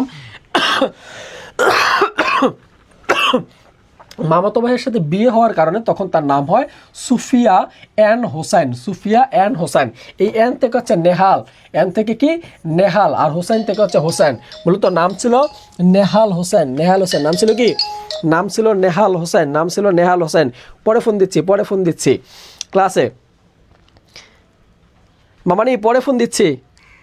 ওকে, তো নেহাল হোসেন নাম ছিল কি? নেহাল হোসেন। নেহাল হোসেনের সাথে স্বামীর সাথে নাম মিলিয়ে রেখে নামছে কি? সুফিয়া এন হোসাইন। সুফিয়া এন হোসাইন। মানুষ মরে গেলে পচে যায়, আর বেঁচে থাকলে বদলায়। দেখো, এই যে নাম ছিল সুফিয়া এন হোসাইন, তার স্বামী মারা গেছে। সে আবার 1932 সালে নেহাল হোসেন মারা গেলেন, এবং তিনি লেখক কামাল উদ্দিনকে আবার বিয়ে করেন। কাকে বিয়ে করেন? কামাল উদ্দিনকে বিয়ে করেন। তিনি আবার দ্বিতীয় বিয়ে করছেন কাকে? কামাল উদ্দিন আহমেদকে 1939 খ্রিস্টাব্দে তিনি বিয়ে করেন, এবং বিয়ে করে তিনি আবারও নাম পরিবর্তন করলেন। এখন আগের স্বামীর নাম ছিল নেহাল হোসেন, এর জন্য লিখছে সুফিয়া নেহাল হোসেন। এখন লিখছে সুফিয়া কামাল, কারণ বর্তমান স্বামীর নাম তার কামাল, তাই তিনি নাম পরিবর্তন করে আবার নাম রাখছে কি? কামাল হোসেন থেকে লিখছে কামাল। তার মানে সুফিয়া আর কামালের হচ্ছে কামাল, সুফিয়া কামাল। এবং বলছে তখন থেকে তিনি সুফিয়া কামাল নামে পরিচিত, বা এই নামটি তিনি ব্যবহার করতেন। ওকে, তার মেয়ের নাম কি? অ্যাডভোকেট সুলতানা কামাল। অ্যাডভোকেট সুলতানা কামাল, অনেকে পরিচিত সুলতানা কামাল। তার উপাধি কি ছিল? তার উপাধি ছিল জননী সাহসিকা। তার উপাধি কি ছিল? জননী সাহসিকা। খুবই লেখা রেখো উপাধিগুলো, এটা গুরুত্বপূর্ণ। জননী সাহসিকা উপাধিকার। জননী সাহসিকা উপাধিকার। তোমরা অনেকে আবার জাহানারা ইমাম মাইরা দিও না। জননী সাহসিকা উপাধি হচ্ছে সুফিয়া কামালের। কার? সুফিয়া কামালের। বেটা ভাবি কল দিবে কই থেকে? তোদের ভাবি আছে রে বেটা? ব্যাক কল, ভাবি কল দিছে। মামি কল দিছে, বলছি মামি কল দিছে, ভাবি কল দিছে। আমার শাশুড়ি কল দিছে বেটা, হবু শাশুড়ি, ছোট মামি কল দিছে। একটু খেয়াল করো। এরপর আছে কাব্যগ্রন্থ। কাব্যগ্রন্থের নাম কি হচ্ছে? কাব্যগ্রন্থের নাম হচ্ছে দিলোয়ার, উদ্যত্ত পৃথিবী, অভিযাত্রী, তারপর হচ্ছে সাজের মায়া, মায়া কাজল, তারপর হচ্ছে মন ও জীবন, প্রশান্তি ও প্রার্থনা। এগুলো হচ্ছে তার কাব্যগ্রন্থ। তার অনেকগুলো কাব্যগ্রন্থ আছে, ছোট গল্প আছে, প্রবন্ধ আছে, এগুলো একটু দেখো। ওকে, কাব্যগ্রন্থগুলো একটু মনে রাখার জন্য আমরা একটা টেকনিক দিছি তোমাদেরকে, যে কাব্যগ্রন্থ মনে রাখার টেকনিক কি? কাব্যগ্রন্থ মনে রাখার টেকনিক কি? দুনিয়া থেকে, আল্লাহর দুনিয়াতে বউ ছাড়া কেউ ফোন দিতে পারে না। তোরা কি মনে করিস আমাদের মোবাইলগুলা কি এক একটা মানে বউয়ের সেন্টার নাকি, যে বউরা খালি ফোন দেবে এর জন্য খালি মোবাইল চালাই? তোরা কি মনে করিস? খালি ফোন আসলে একটা ক্লাসে ভাবি ফোন দিছে, কি একটা কথা। সি, বড় হয়নি না তারা এখনো। দেখো, কাব্যগ্রন্থ হচ্ছে দেলোয়ার। একটু খেয়াল করো, মনে রাখার টেকনিক হচ্ছে দেলোয়ার উদাও পৃথিবীতে। একটু খেয়াল করো, দেলোয়ার উদাও পৃথিবীতে অভিযাত্রী হলে তার মায়া জাদু খেয়াল করো, মায়া জাদু করে মন ও জীবন থেকে প্রশান্তি ও প্রার্থনা কেড়ে নেয়। তাহলে একটু খেয়াল করো, দেলোয়ার উধাও, দেলোয়ার কি করছে এই উদ্ধত্ত পৃথিবীতে, দেলোয়ার কি করছে, দেলোয়ার উধাও পৃথিবীতে, এই যে পৃথিবীতে কি করছে, সে পৃথিবীতে অভিযাত্রী হলো, অভিযাত্রী মানে হচ্ছে ট্রাভেল করা আর কি, ট্রাভেল করতে গেলে তখন কি করে, তাকে মায়া জাদু করে, তাকে কি করছে, মায়া জাদু করছে। এই যে মায়া, একটু খেয়াল করো, মায়া জাদু করছে, জাদু করে কি করছে, তার মন এবং জীবন থেকে জীবনের সব শান্তি কেড়ে নিয়েছে, মানে প্রশান্তি এবং প্রার্থনা কেড়ে নিয়েছে। তাহলে এখানে খেয়াল করো, উদ্ধত্ত উধাও, তারপর হচ্ছে পৃথিবী, অভিযাত্রিক, মায়া থেকে হচ্ছে মায়া কাজল, মায়া থেকে কি মায়া কাজল, আর জাদু থেকে কি, জাদু থেকে হচ্ছে মোর জাদুদের সমাধি পড়ে, জাদু থেকে হচ্ছে মোর জাদুদের সমাধি পড়ে। তাহলে ঠিক আছে, এরপর দেখো মায়া ও জীবন, মায়া ও জীবন, প্রশান্তি, প্রার্থনা, এগুলো সবগুলোই কি, এগুলো সবগুলো হচ্ছে তার কাব্যগ্রন্থের নাম। তাহলে এগুলো কার কাব্যগ্রন্থের নাম, সুফিয়া কামালের, এগুলো হচ্ছে কাব্যগ্রন্থের নাম, কাব্যগ্রন্থের নাম। এরপর একটু আসো, তার কিছু গল্পগ্রন্থ আছে, গল্পগ্রন্থের নাম হচ্ছে কেয়ার কাটা, গল্পগ্রন্থের নাম কি, কেয়ার কাটা। এরপর দেখো এই সালগুলো যদি তোমরা না পড়ো কোনো সমস্যা নেই, না পড়লেও কোনো সমস্যা নেই, তবে এগুলো একটু খেয়াল রেখো।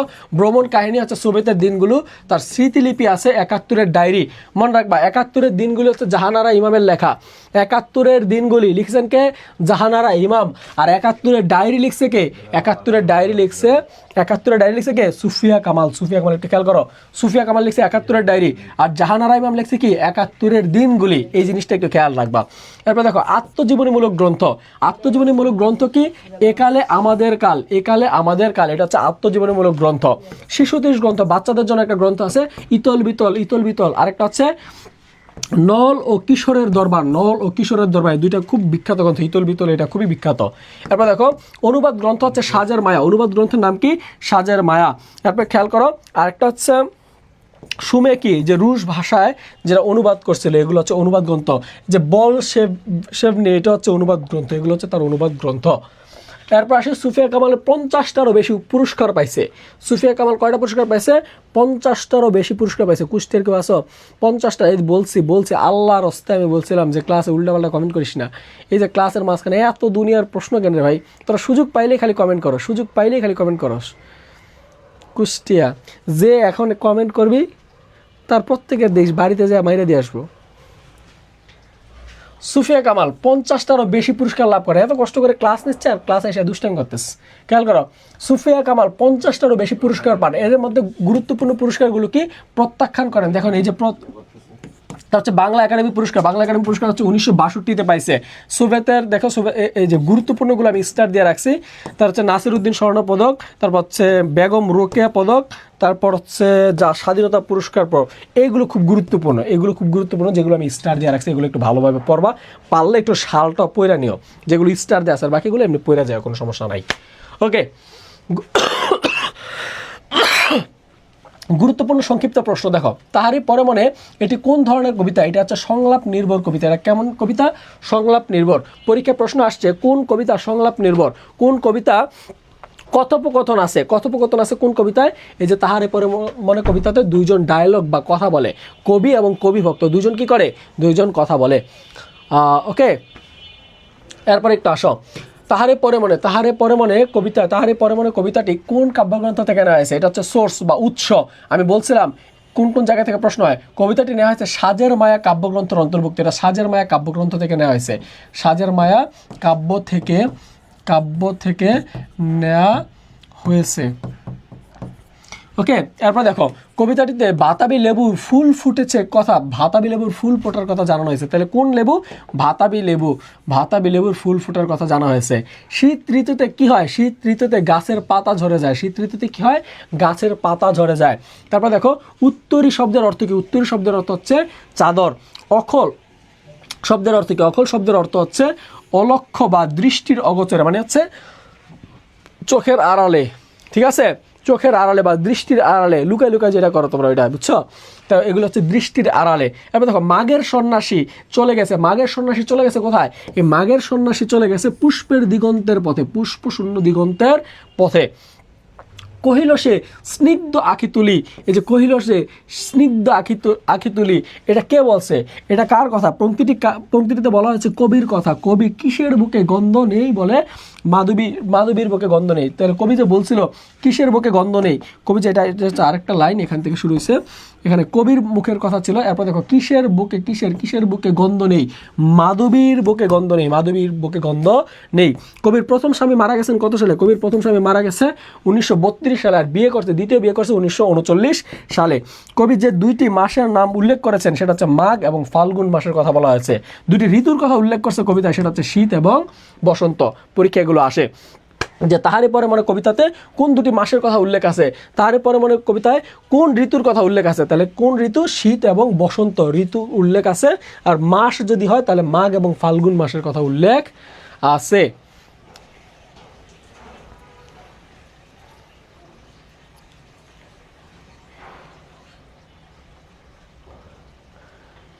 স্যার প্রিয় নোট করে না, কমেন্টে মজা নেয় খালি।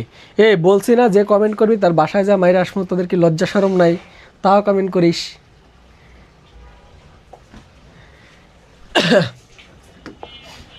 ওকে আসি, রেইনকোট। আসো, রেইনকোট ভুলিতে পারি না তাহারে কোনো মতে। কি পরিমাণ ভণ্ড হইতে পারে পোলাপান, আমি বলি না আর পড়লেন তাও তারা বলবে। একটু খেয়াল করো, রেইনকোট কবিতা লিখেছেন কে? আখতারুজ্জামান ইলিয়াস। আখতারুজ্জামান ইলিয়াস জন্মগ্রহণ করেছেন 12ই ফেব্রুয়ারি, এই যে নির্বাচনের দিন, ঠিক আছে, নির্বাচন দিন 1943 সালে জন্মগ্রহণ করেন। ওকে, এরপর খেয়াল করো, 4 জানুয়ারি 1997 খ্রিস্টাব্দে তিনি মৃত্যুবরণ করেন। 1997-তে কে মারা গেছে বলো? আরেকজন কবি মারা গেছে। সহযোগী অধ্যাপক ছিলেন কোথায়? জগন্নাথ কলেজের তিনি সহযোগী অধ্যাপক ছিলেন, বাংলা বিভাগের অধ্যাপক ছিলেন বাংলা বিভাগ, ঢাকা কলেজেরও তিনি অধ্যাপক ছিলেন। তাহলে অ্যাসিস্ট্যান্ট কি বলে যে সহযোগী অধ্যাপক ছিলেন জগন্নাথ কলেজের, আর অধ্যাপক ছিলেন ঢাকা কলেজের, ঠিক আছে, বিশেষ ক্যাডার ছিলেন।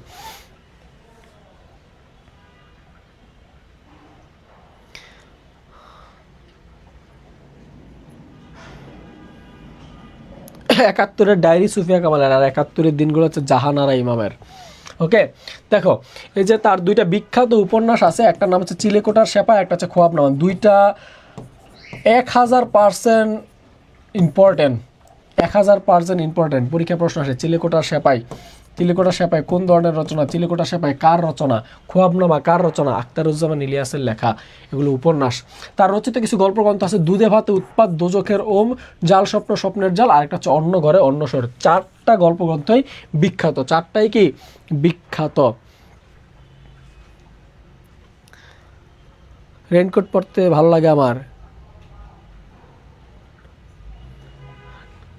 কি পরিমাণ উল্টাপাল্টা কমেন্ট তোদের করা লাগে, রাসেল মাইর দিব কিন্তু ভাই। দেখো বিখ্যাত গল্প আছে অপঘাত, প্রতিশোধ, রেইনকোট, আর হচ্ছে মিলির হাতে স্ট্যান্ড গান, এগুলো হচ্ছে তার বিখ্যাত গল্পগ্রন্থ। এগুলো কি বিখ্যাত গল্পগ্রন্থ। এরপরে আসো, বলছে বিখ্যাত প্রবন্ধ। তার বিখ্যাত প্রবন্ধ হচ্ছে সংস্কৃতির ভাঙা সেতু। এখানে 22টা প্রবন্ধ আছে। সংস্কৃতির ভাঙা সেতু তার একটাই প্রবন্ধ, সেটার নাম হচ্ছে সংস্কৃতির ভাঙা সেতু। এরপর একটু আসি পুরস্কার। তিনি বাংলা একাডেমি পুরস্কার পাইছেন, বাংলা একাডেমি থেকে সাহিত্য পুরস্কার পাইছেন 83-তে, তিনি আনন্দ পুরস্কার পাইছেন 1996-তে, তিনি কাজী মোহাম্মদুল্লাহ স্বর্ণপদক, মরার পরে স্বর্ণপদক পাইছে, তিনি 97-তে মারা গেছে, 99-তে একটা স্বর্ণপদক পাইছে, 21 পদক মরণোত্তর লাভ করেন 1999-তে, ঠিক আছে। এটা গুরুত্বপূর্ণ, 21 পদকটা গুরুত্বপূর্ণ, একটু মাথায় রেখো। এরপরে আসি যে গুরুত্বপূর্ণ কিছু প্রশ্ন উত্তর। রেইনকোট গল্পটি প্রথম প্রকাশিত হয় কত সালে? 1995-তে। 1900 কত সালে?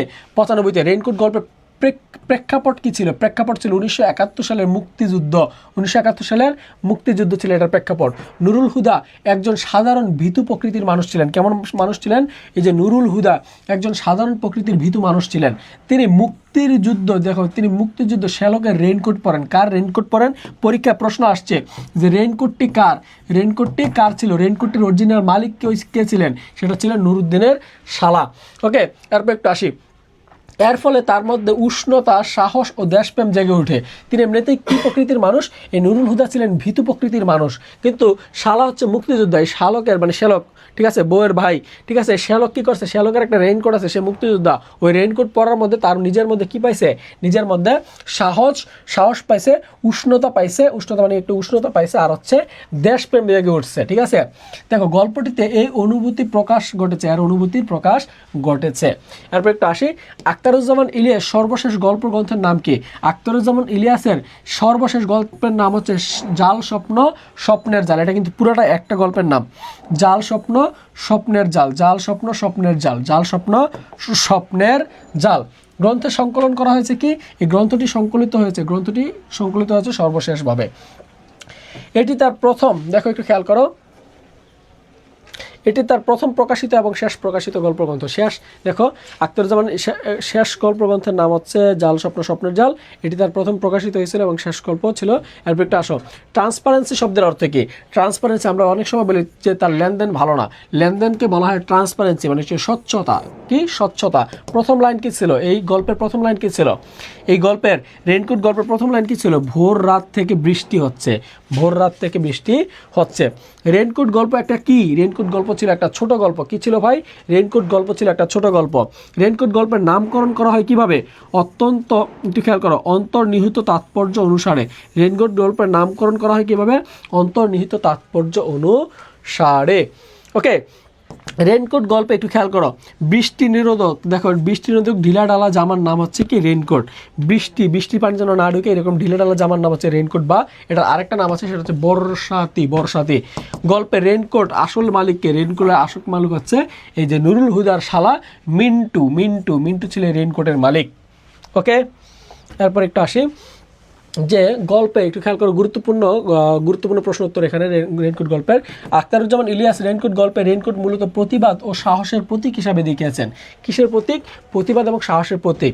গল্পটিতে উল্লেখ আছে কি কি বারের? শনিবার, মঙ্গলবার, বুধবার, বৃহস্পতিবার, শুক্রবার। ঠিক আছে, একটু খেয়াল করো এখানে কোন বারের উল্লেখ নাই? রবিবার এবং সোমবারের কথা উল্লেখ নাই। পরীক্ষা এটাই আসছিল একবার যে রেইনকোট গল্পে কোন বারের কথা উল্লেখ নাই, তাহলে ছিল না কোন বার? ছিল না হচ্ছে, আমি যদি ভুল না করি তাহলে হচ্ছে রবি এবং সোমবারের কথা উল্লেখ ছিল না। রবি এবং সোমবার ছিল না, রবি এবং সোমবারের কথা উল্লেখ ছিল না। গল্পটিতে উল্লেখ আছে এপ্রিল, জুন এবং জুলাই মাসের কথা উল্লেখ আছে। গল্পটিতে উল্লেখ রয়েছে লাল, কালো এবং বেগুনি রঙের কথা উল্লেখ আছে। গল্পটিতে খাদ্যদ্রব্য আছে পাউরুটি এবং দুধ, চা, এগুলো উল্লেখ আছে। গল্পটিতে ভাষা, কি কি ভাষা ব্যবহার করা হয়েছে? বাংলা ভাষা, উর্দু ভাষা এবং ইংরেজি ভাষার ব্যবহার করা আছে। গল্পটিতে খেলনার নাম আছে ফুটবল, ক্রিকেট এবং লং টেনিসের নাম উল্লেখ আছে। গল্পটিতে দেশের নাম উল্লেখ আছে রাশিয়া, পাকিস্তান এবং হিন্দুস্তানের কথা উল্লেখ আছে। তারপর দেখো, ইসাক বাংলায় কথা বলা ছেড়ে দিয়েছে, উর্দুতে কথা বলে কোন মাস থেকে? এই যে ইসাক একটা চরিত্র, এই মানুষটা বাংলা কথা ছেড়ে এখন উর্দুতে কথা বলা শুরু করতে কোন মাস থেকে? এপ্রিল মাসের শুরু থেকে। ওকে, এরপরে একটু আসো, বলছে যে গল্পের গুরুত্বপূর্ণ প্রশ্নের উত্তর। গল্পের গুরুত্বপূর্ণ আরও কিছু প্রশ্নের উত্তর হচ্ছে মিলিটারি যাদের ধরে, একটু খেয়াল করো, মিলিটারি যাদের ধরে মিছি ধরে না, উক্তিটি কার ছিল? ডক্টর, এই যে কলেজের অধ্যাপক ডক্টর ছিল, কলেজের প্রিন্সিপাল ছিল ডক্টর আফাজউদ্দিন। তারপর একটু খেয়াল করো যে কলিগদের ফিসফিসানি ছেলেদের গুলিতে কলিগ মনে হচ্ছে যারা চাকরি করে একসাথে তাদেরকে কলিগ বলা হয়। কলিগরা ফিসফিস করে ছেলেদের গুলিতে মিলিটারিতে লাশ পড়ার কথা বলা হচ্ছিল। কয়জনের কথা বলা হচ্ছে? 7 জনের। ঠিক আছে, মুক্তিযুদ্ধ, একটু খেয়াল করো, মুক্তিযুদ্ধের সাথে নুরুল হুদার সম্পর্ক স্বীকার করার কারণ কি? মুক্তিযুদ্ধের সাথে নুরুল হুদার সম্পর্ক স্বীকার করার কারণ হচ্ছে রেইনকোটের উদ্দীপনা। টুপির একটু খেয়াল করো, টুপির তেজ কি পানিতে লাগে না? এটা হচ্ছে নুরুল হুদার একটু খেয়াল করে। এরপরে দেখো, আলমারি কেনা হয়েছে, এই যে আলমারি স্কুলের জন্য, মানে আলমারি কেনা হয়েছিল 10টা আলমারি কেনা হয়েছিল। কয়টা? 10টা। এর মধ্যে ইংরেজি ডিপার্টমেন্টের জন্য কেনা হয়েছে 1টি। ইংরেজি ডিপার্টমেন্টের জন্য কেনা হয়েছে কয়টা? 1টা। এরপর একটু খেয়াল করো, একটু বাচাল টাইপের কে ছিল এখানে? দোকানদারের ছেলেটি একটু বাচাল টাইপের ছিল গল্পে। যারা মূল গল্প পড়ে না তারা গল্প পড়বা। বাসা থেকে নেমে যাওয়া 2 জন যাত্রী নুরুল হুদার কাছে কি মনে করে? তাদেরকে ক্রিমিনাল মনে করে। কি মনে করে? ক্রিমিনাল মনে হয়। কোন বাসায়, একটু খেয়াল করো, কোন বাসায় স্টপেজে ঝিরঝির করে বৃষ্টিতে দাঁড়িয়ে বেশ কয়েকজন মানুষ অপেক্ষা করছিল সেটা হচ্ছে আসাদ গেট। এই যে আসাদ গেটে অপেক্ষা করছিল। এবার একটু খেয়াল করো, ক্রাক ক্রাক শব্দের অর্থ কি? ডাউনের রাতে একটু খেয়াল করো, মিলিটারিদের গুলিতে ছাদ থেকে যে পড়ে মারা, কে পড়ে যায়? মসজিদের একটু খেয়াল করো, মুয়াজ্জিন সাহেব পড়ে যায়। এবার একটু খেয়াল করো, নুরুল হুদা চড়া বাসে, একটু খেয়াল করো, নুরুল হুদা চড়া বাসে কেমন মিলিটারি উঠলো? লম্বা এবং খুব ফর্সা মিলিটারি উঠলো। নুরুল হুদা যেই বাসে ছিল সেই বাসে লম্বা এবং খুব ফর্সা মিলিটারিরা উঠে। তারপর খেয়াল করো, আগে বাড়ো, হ্যাঁ, উর্দু বলছে আগে বাড়ো। ড্রাইভারকে এর নির্দেশনা দেন কে? এই নির্দেশনা দিচ্ছে মিলিটারিরা। কারা দিচ্ছে? মিলিটারিরা। রেইনকোট গল্পে মিন্টু কবে বাড়ি ছেড়ে দিয়েছে? 23 জুন বাড়ি ছাড়ছে। রাশিয়ার ছিল, একটু খেয়াল করো, রাশিয়ার ছিল জেনারেল উইন্টার আর আমাদের ছিল মনসুর। এই উক্তিটি ছিল কার? এটা ছিল ছদ্মবেশী কুলির। এটা দিয়ে কি বোঝানো হয়েছে? রাশিয়া মূলত উইন্টারের কারণে হিটলার এখানে ভালো কিছু করতে পারে না, মানে যুদ্ধে ভালো কিছু করতে পারে নাই। আবার এই বাংলাদেশে হচ্ছে এই মনসুর মানে হচ্ছে বাংলাদেশে যে বৃষ্টির দিনের কারণে পাকিস্তানরা এখানে যুদ্ধ করে ভালো কিছু করতে পারে না, কারণ গোলাবারুদ সব কিছু ভিজে গেছিল। এইটাই বোঝানো হয়েছে এখানে। রেইনকোট গল্প অনুসারে গ্রাম, একটু খেয়াল করে, গ্রামগঞ্জে মিলিটারিদের আক্রমণের প্রথম টার্গেট ছিল শহীদ মিনার। কি টার্গেট ছিল? মিলিটারিরা শহীদ মিনার ভাঙবে, এরকম একটা টার্গেট ছিল। নুরুল হুদা ঝুলন্ত শরীর যেন, একটু খেয়াল করো, ঝুলন্ত শরীর যেন কবির পূর্বপুরুষ, এ পিঠে রক্ত জবার মতো ক্ষত। এ মর্মত্বে প্রসঙ্গ ছিল কার? আঘাতের অবিচল হিসেবে এখানে প্রবাদ ছিল। রেইনকোট গল্পে একটু খেয়াল করো, রেইনকোট গল্পে বলছি ক্লাসে কান খরগোশের কানের মতো খাড়া রাখবা, তোমাদের একটু ফাঁক দিলে তোমরা কথা বলা শুরু করো। রেইনকোট গল্পে রেইনকোট কিসের প্রতীক ছিল? সাহস ও দেশপ্রেমের প্রতীক ছিল, এর আগেও বলছি। বর্ষাকাল তো জুত, এ কথাটি রেইনকোট গল্পে কয়বার আছে? 2বার আছে। বর্ষাকালেই তো জুত, এটা 2বার আছে, কারণ বর্ষাকালে পাকিস্তানরা মুভমেন্ট করতে পারে না বৃষ্টির জন্য। আলমারিগুলো নিয়ে আসা হয়েছে ঠেলা গাড়িতে করে। আলমারিগুলো কীতে করে আনছিল? 10টা আলমারি ঠেলা গাড়িতে করে। মিসক্রিয়েন্ট কলেজে ঢুকে পড়েছে কুলির বেশে। কিসের বেশে? কুলির বেশে। যে আলমারি নিয়ে আসছে কুলির বেশে, মিসক্রিয়েন্টটা ঢুকে পড়ছে। তো শিক্ষার্থী বন্ধুরা, তো তোমাদের সাথে আজকে আমাদের এই পর্যন্তই। আমাদের 3টা গল্প ছিল, মানে 2টা গল্প, একটা কবিতা ছিল। তো তোমরা আমাদের সাথে যারা এতক্ষণ ছিলাম, কারো কোনো প্রশ্ন থাকলে প্রশ্ন করতে পারো। আর যদি কোনো প্রশ্ন না থাকে তাহলে আমরা এখানেই আল্লাহর রাস্তায় আজকে শেষ করব। তো তবে ইনশাল্লাহ আমরা আজকে রাতে তোমাদেরকে বিরোচন অংশের পিডিএফটা দিয়ে দেবো ইনশাল্লাহ। আর আমাদের এই ক্লাসের সম্পূর্ণ পিডিএফ তোমরা এই ক্লাস শেষে এখনই ক্লাসটা শেষ হইতে যতক্ষণ লাগে, ক্লাস শেষ হয়ে তোমাদের হোয়াটসঅ্যাপ গ্রুপে চলে যাবে। আর যারা হোয়াটসঅ্যাপ গ্রুপে অ্যাড হইতে পারো নাই তারা অ্যাড হয়ে যাও। আর সানজিদানাকে যেন আমাদের কাছে শিখা বই নিতে চাইছিলা, যারা শিখা বই নিতে চাইছো তারা 018134439392 এই নাম্বারে আগে আমাকে হোয়াটসঅ্যাপে নক দিবা। কোথায় নক দিবা? হোয়াটসঅ্যাপে নক দিবা। নক দিয়ে আমার সাথে কথা বলে আমি তোমাকে কিভাবে বই অর্ডার করবা সেই প্রসেস বলে দিব। 200 টাকা বিকাশ বা নগদ বা রকেটের মাধ্যমে পাঠায় তোমরা জাস্ট আমার থেকে এই বইটা নিতে পারবা, কারণ এই বইটা তুমি গুচ্ছের আগ পর্যন্ত গুছিয়ে পড়তে পারবা। বইটাতে 50 সেট মডেল টেস্ট আছে, Bangla first paper, second paper, বিরোচন অংশ সবই আছে। তার সাথে 50 সেট মডেল টেস্ট আছে, যেখানে তুমি আলাদাভাবে নিজে সেলফ এক্সাম দিতে পারবা। ঠিক আছে? তো আরও বেশি একটু সময় দেন, একটু সময় দিব ভাইয়া। আজকে একটু ফাস্ট পড়াইছি তোমাদের, কারণ আমাদের বিষয়গুলো একটু ওকে। স্যার, ফোনে পিডিএফ দেখে অনেক প্রবলেম হয়, প্লিজ রিপ্লাই দেন। হ্যাঁ, তোমার ফোনে যদি পিডিএফ পড়তে কষ্ট হয় ভাই, তুমি শিখা বইটা নাও, আমার বাংলা শিখা বইটা নাও। ওই বইটাতে আমি আমার যে পড়াই, এই পড়ানো 80% তুমি ওই বইতে পেয়ে যাবা। ঠিক আছে? আর আমি যখন পড়াই তুমি নোট করো, আর তুমি আমার শিখা বইটা পড়ো, তাহলে তোমার হয়ে যাবে।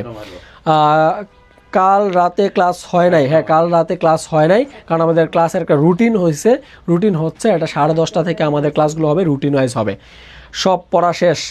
আমাদের যে 3টা গল্প ছিল, মূল ভাবগুলো আমরা ধরে পড়াইছি, গুরুত্বপূর্ণ জিনিসগুলো পড়াইছি। আর বাকি টেক্সট তো তোমার পড়তে হবে। টেক্সট তো আমি পড়ে দিতে পারবো না, সম্ভব না, কারণ তাহলে এক টেক্সট পড়াইতে আমার 3 ঘন্টা লাগবে, 4 ঘন্টা লাগবে। আর কারো কোনো কথা, কাল রাতে ক্লাস হয় নাই ভাইয়া, ক্লাস হয় নাই। কারো কোনো প্রশ্ন থাকলে আমাকে কমেন্ট করতে পারো। কে কি যেন প্রশ্ন করছিলা? আর তোমরা এক্সাম কি হয়েছে, যদি এক্সাম হয়, এক্সাম কি হয়েছে এই বিষয়টা তুমি তোমার ফরমান ভাইকে অথবা অর্ণব স্যারকে একটু বইলো। আমি প্রত্যাবর্তন অল ইন ওয়ানে ছিলাম, আমাকে চিনছেন? হ্যাঁ, জারিন বিশ্বাস, তোমাকে চিনি ভাইয়া, জারিন বিশ্বাস এর আগে ছিল তুমি গুচ্ছ অল ইন ওয়ান ব্যাচে। ওকে, ঠিক আছে। আর কারো কোনো প্রশ্ন? Any question? এতক্ষণ কমেন্ট করছে, এত প্রশ্ন করছে, এখন বলো এক্সাম কি হয়েছে, যদি হয়ে থাকে তাহলে কিভাবে দিব। তোমরা এক্সাম যদি দিতে হয় তোমাদেরকে অবশ্যই ওয়েবসাইটে অ্যাক্সেস নিতে হবে, ওয়েবসাইটে অ্যাক্সেস নিয়ে তারপর এক্সাম দিতে হবে ওয়েবসাইটের মাধ্যমে। ওয়েবসাইটে কীভাবে অ্যাকাউন্ট খুলবা, তোমাদের সিস্টেমটা পবি জানিয়ে দেবেন, পবি স্যার জানিয়ে দেবেন, অথবা তোমাদের হোয়াটসঅ্যাপ গ্রুপে কীভাবে এক্সাম দিতে হয় সেই বিষয়ে তোমাদের একটা দিক নির্দেশনা দেওয়া আছে। ভাইয়া আগে পিডিএফ পাই নাই, নতুন ভর্তি হয়েছি, আমাকে একটু নক দাও ভাই। এই যে আফরিন তাবাসসুম, আমাকে একটু হোয়াটসঅ্যাপে নক দাও, আমার এই যে এই নাম্বারে হোয়াটসঅ্যাপ আছে, এই নাম্বারে হোয়াটসঅ্যাপে নক দাও, তোমাকে আমি পিডিএফগুলো দিয়ে দিচ্ছি।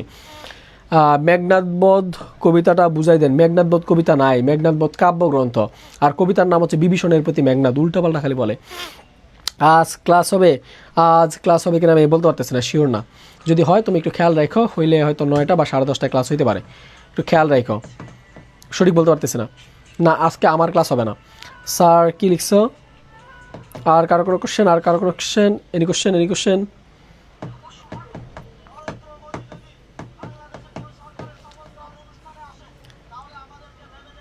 কারো কোনো প্রশ্ন?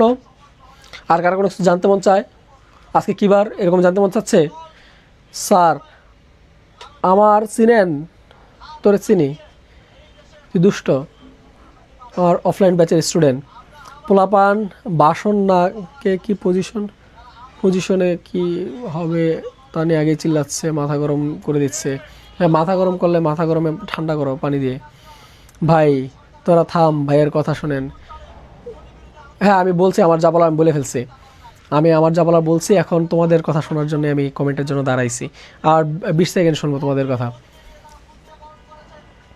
স্যার বিসিএসের মার্কগুলো, বিসিএসের এমসিকিউগুলো কীভাবে দিবেন? বিসিএসের এমসিকিউগুলো বিগত পরীক্ষার এমসিকিউগুলো আমার শিক্ষা বই আছে, ওইগুলো পড়ো। আর তোমাদেরকে আমি পরীক্ষার আগে একটা শিট দিব, ওই শিটটা তোমরা জাস্ট, টাকা লাগবে না ভাই, পিডিএফ দিয়ে দেবো, ওই শিটটাও তোমরা একবার দেখা যাবা, ঠিক আছে? বাসাইকৃত চাকরির প্রশ্নগুলো তোমাদেরকে আমি দিয়ে দেবো, প্রিভিয়াস কোশ্চেনগুলো, ওইগুলো একবার রিভিশন দেওয়া যাবা। এখন তোমরা বেসিকগুলো পড়ো, যেহেতু সময় আছে বেসিক পড়ো। আমি যে গল্পটা পড়াচ্ছি ওই গল্পটা ভালোভাবে পড়ো। স্যার আপনাকে নক দিতে বলছিলেন, নক দিলে স্যার রিপ্লাই দিয়েন প্লিজ। হ্যাঁ রিপ্লাই দিব ভাইয়া, মেজেবিন ভাইয়া, তুমি নক দিয়ে তোমার পরিচয় দিও। স্যার হবু শাশুড়ি কল করে নেন। হবু শাশুড়ি আমার মামি ফোন দিছে রে ভাই, এরকম করিস না, অসুস্থ মানুষটা, বিদেশে আছে, অসুস্থ, বিদেশ থেকে ফোন দিছে। তো স্যার এখন থেকে পড়লে কি টপ করা যাবে? হ্যাঁ যাবে, এখন থেকে পড়লে টপ করা যাবে, এখন থেকে পড়লে চান্স না, টপ করা যাবে। ভাইয়া আপনি অনেক সুন্দর করে সাজিয়ে গুছিয়ে পড়ান, থ্যাংক ইউ জারিন বিশ্বাস। এক্সাম কীভাবে দিব ভাইয়া? এক্সাম কীভাবে দিব ভাইয়া, তুমি একটা হোয়াটসঅ্যাপ গ্রুপে জানাও বা অর্ণব স্যারকে জানাও। তোমাদের হোয়াটসঅ্যাপ গ্রুপে এক্সামের দায়িত্বে পবিত্র পাল স্যার দায়িত্ব আছেন, পবি স্যার দায়িত্ব আছেন, তিনি তোমাদেরকে এক্সাম বিষয়ে হেল্প করবেন। ভাইয়া আমি আজকে ভর্তি হয়েছি, আজকে কালকে থেকে কি ক্লাস শুরু হয়েছে? ক্লাস শুরু হয়েছে ভাই অনেক আগে থেকে। তুমি বাংলা ক্লাস 4 নাম্বার, আজকে 4 নাম্বার লেকচারে তুমি 6 নাম্বার ক্লাস করতেছো। বাংলা লেকচার 4, কিন্তু তুমি 6 নাম্বার ক্লাস করছো বাংলা, মানে তোমার এর আগেও আর 5টা ক্লাস হয়েছে বাংলা। স্যার বিসিএসের কোশ্চেনগুলো বাংলাতে দিয়েন। হ্যাঁ দিব ভাই, বাংলা বিসিএসের যত কোশ্চেন আছে সবগুলো দিব। লাস্ট কথা, আমি পাগলাগারদ থেকে ক্লাস করছি। জারিন বিশ্বাস, কোনো সমস্যা নেই, পাবনা অনেক সুন্দর জায়গা, শুধু পাগলাগারদ না, পাবনায় রূপপুর পারমাণবিক বিদ্যুৎ কেন্দ্র আছে, পাকশি আছে, খুব সুন্দর সুন্দর জায়গা আছে, হার্ডিং ব্রিজ আছে, এডওয়ার্ড কলেজ আছে, তারপর পাবনায় আরও অনেক সুন্দর জায়গা আছে, সুচিত্রা সেনের বাড়ি আছে, আমি গেছি পাবনা অনেক সুন্দর, ঠিক আছে? তো পাগলাগারদ বলে মানুষ খেপানোর কোনো কিছু নেই, পাবনা অনেক সুন্দর। ওয়েবসাইটে এক্সাম দেবা সবাই। আর কার কোনো প্রশ্ন? জারিন পাম দিতে সেরা, আমি কোনো সাইকেলের চাকা না যে আমাকে পাম দেওয়া সম্ভব। ওকে, তো সবাই ভালো থাকো, সুস্থ থাকো, সবার জন্য অনেক অনেক শুভকামনা রইল। সবার সাথে দেখা হচ্ছে পরবর্তী ক্লাসে, সে পর্যন্ত সবাই ভালো থাকো, আল্লাহ হাফেজ।